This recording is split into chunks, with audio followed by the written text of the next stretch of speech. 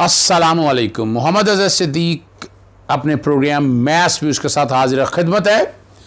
खबर बड़ी है, शहबाज शरीफ को एकदम क्या हो गया कि वो ब्लैक लिस्ट से नाम निकालने वाली इम्प्लीमेंटेशन की दरख्वास्त, बल्कि वो पूरी की पूरी दरख्वास्त वापस लेने की दरख्वास्त दायर कर दी है। कहीं ना कहीं तो कुछ है जिसकी पर्दादारी है। दिनों में जमानत हुई, फिर खामोशी रही, 24 अप्रैल से 7 तक आकर बाहर जाने की इजाज़त मांगी, सेम डे दरख्वास्त लगी, एतराज़ उठा, इजाज़त मिल गई और टिकट लेकर आए, टिकट कंफर्म टिकट बुक कराई।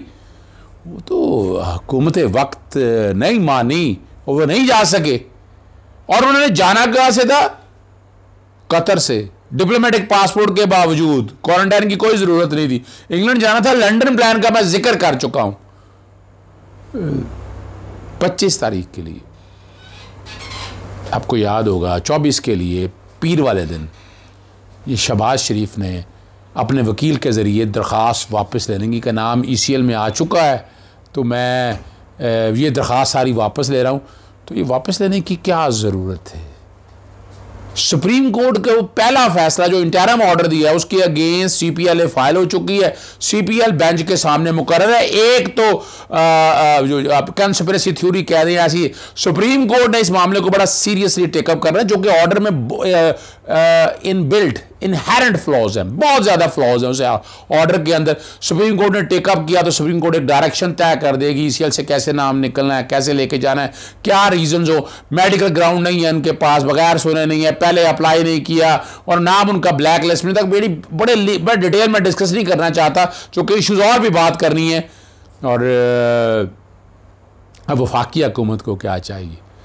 वफाकी हुकूमत को यह दरख्वास्त वापस लेने पर शदीद एतराज़ात होने चाहिए। वो पहला ऑर्डर अगर ये वापस ले लेंगे तो पहला ऑर्डर तो इन फील्ड के अंदर मौजूद है, और उन्हें कहना चाहिए वफाकी हुकूमत को कि जनाब इस पर हम जवाब दाखिल करेंगे, या पहला अपना ऑर्डर भी विड्रॉ करें। जो पहला अपना ऑर्डर है, जब ये पिटीशन वापस ले रहे हैं तो पहला ऑर्डर जो इंटरम ऑर्डर भी है वो वापस लें, उसके अगेंस्ट तभी इन्फ्रक्चस होगी जो सुप्रीम कोर्ट में अपील होगी। लेकिन कुछ हो रहा है कहीं, वो इसलिए हो रहा है कि अगला हफ्ता बड़ा अहम है। 25 तारीख को जस्टिस ख्वाजा, जस्टिस आमिर फारूक और जस्टिस मोहसिन अख्तर कियानी के पास नवाज शरीफ, कैप्टन सफदर, मरियम सफदर की अपील, फिर नैब ने जो अपीलें फ़ाइल की हैं सज़ा बढ़ाने के लिए और फ्लैगशिप वाली, वो 6 लगी हैं।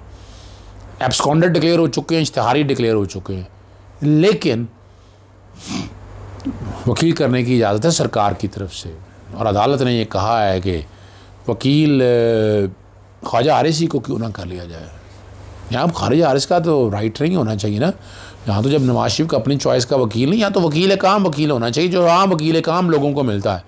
तो यहाँ भी अपीलों में आप बहस करने के लिए या तो वो खुद आए, उसको फैसिलिटेट तो ना किया जाए, वो सहूलियत तो नहीं मिलनी चाहिए ना आपको कि आपका वकील और वही मर्जी का वकील आपको मिला जाए।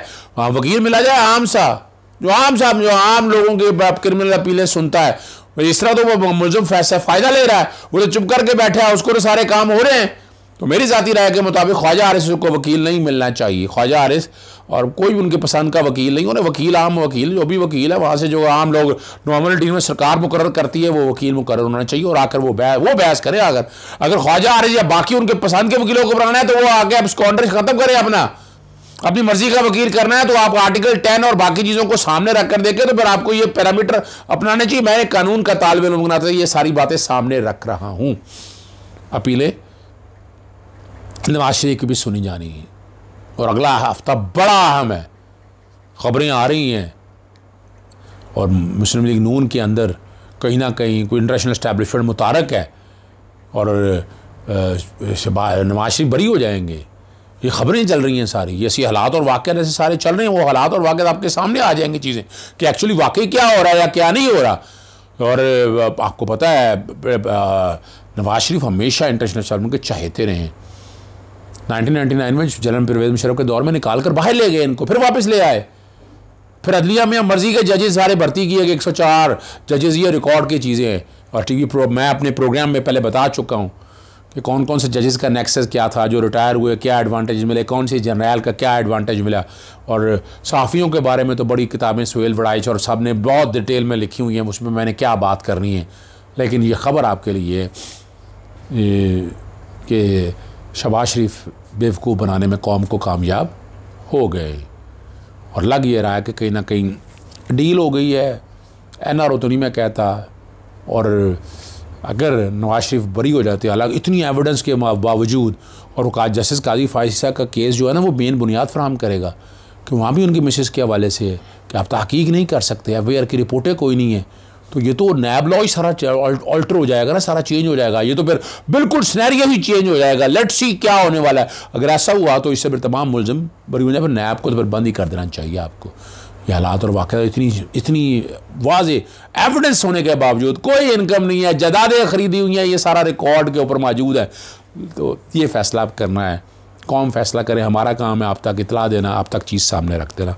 दूसरा इशू जो आपके सामने डिस्कस करना है मैंने, वो है जनाब लेफ्टिनेंट जनरल आसिम सलीम बाजवा साहब की बतौर चेयरमैन CPAC अथॉरिटी जो बलोचिस्तान हाई कोर्ट में चैलेंज हो गई, और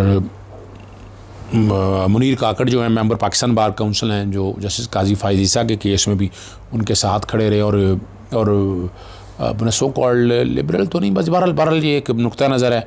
आसिम सलीम बाजवा को ऑर्डीनेंस आया था 2019 के अंदर, ये नेशनल असेंबली ने पास कर लिया, सेनेट में जो कि एक्सीरियसली सेनेट में पेंडिंग पड़ा हुआ।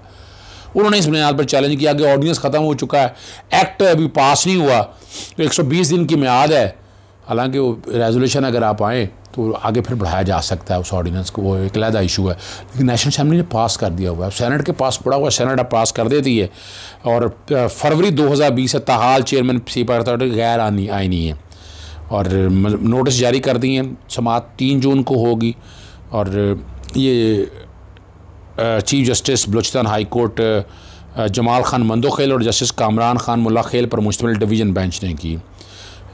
ये 6 मई का ऑर्डर है, ये मुझे भी नहीं पता चलना था, ये तो कुछ दोस्तों ने बात की जस्टिस काजी फायज़ के केस के हवाले से, और बातें की कि जस्टिस काजी फायज़ के अगेंस्ट जो कि पटिशनें आई हुई हैं, इसलिए ये कुछ सबक देना चाह रहा है किसी को, पता नहीं किसको सबक देना चाह रहा है या क्या चाह रहे हैं, जो समझ से बाहर है।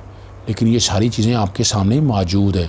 आमिर जो है ना जी, अपना रिकॉर्ड पे अब सारी चीज़ें आ चुकी हुई हैं, और फ़ैसला ये करना है कि अब आगे क्या होता है। आसिम सलीम बाजवा साहब के हवाले से बहुत काम कर रहे हैं, CPAC में बड़ी डिटेल में।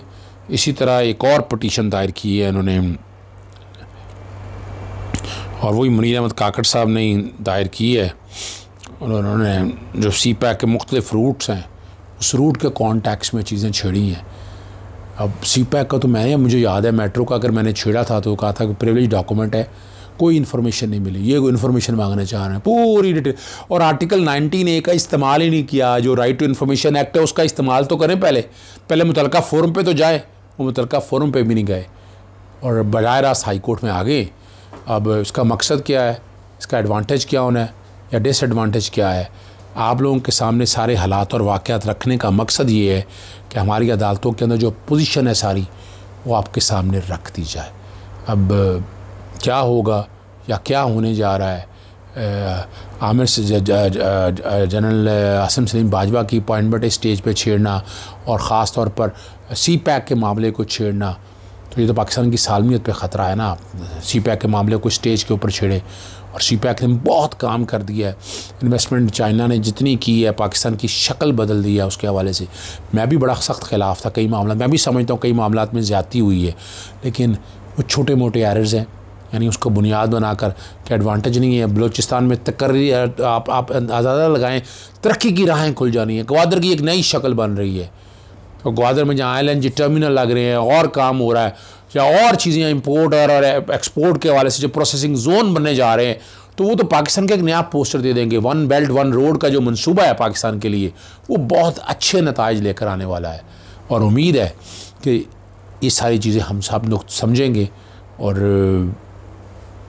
इनको बेहतरी की तरफ लेके जाएंगे। बहरहाल प्रोग्राम ख़त्म करने से बता रहा, जो अगला हफ़्ता बड़ा अहम है, उसके अंदर सारी चीज़ें जो इंटरनेशनल सिनेरियो आपके सामने आ जाएगा, और कि जहांगीर तरीन का जो ड्रामा था उसके पीछे कौन लोग हैं, मैंने इरफान हाशमी शो में बड़ी डिटेल में बात की है उसमें। जी इजाज़त दीजिएगा, अस्सलाम वालेकुम, खुदा हाफ़िज़, पाकिस्तान जिंदाबाद।